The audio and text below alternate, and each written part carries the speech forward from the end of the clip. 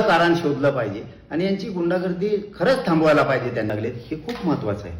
याच्या अगोदर हे महत्वाचा विषय यांच्या मानसिकता आधी बघा. मानसिकता कोणत्या थराला चालल्यात, हे काय करायला लागलेत, कोणाला अडचणीत आणायला लागलेत, हे खूप महत्वाचं आहे. याच्या अगोदर हे महत्वाचा विषय कोण बदलला, का बदलायला लावलं, का त्याला पुन्हा दबाव दिला, का त्याच्या घरी जाऊन पुन्हा काय धमक्या दिल्या, हे अनेक वेगळे भाग आहेत. परंतु यांची मानसिकता जी आहे ना, त्या मानसिकतेतून त्यांनी बाहेर पडायला पाहिजे लवकर. कारण याचे परिणाम खूप वाईट होऊ शकतात. सामाजिक, राजकीय, वैचारिक मतभेद असलेच पाहिजेत, परंतु तुम्ही ज्या टोकाची भूमिका घेताना ती एक दिवस खूप भयान दिवस उजाडणार असणार आहे.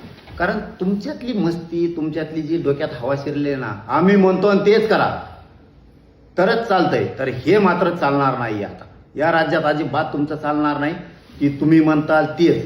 कुणाला पण धमक्या द्यायच्या, कुणाचे पण खून करायचे. संतोष भाईंचा खून केला देशमुखांचा, यांनी त्या महादेव मुंडेंचा खून केला. तुम्ही खून पचवताल, हे शक्य नाही. आता आम्ही अन्याय सहन करावा मराठ्यांनी, हे शक्य होणार नाही. तुम्ही गोळ्या फिळ्याच्या त्या भानगडीत पडूच नका आणि तुम्ही मला एवढं सोपं समजू नका. होय, मी फक्त एक मोठ्या समाजाने माझ्यावरती, मराठा समाजानं विश्वास टाकला. माझा सोन्यासारखा समाज आहे, खूप मोठा समाज आहे या राज्यात. यांच्या मानसिकता आधी बघा.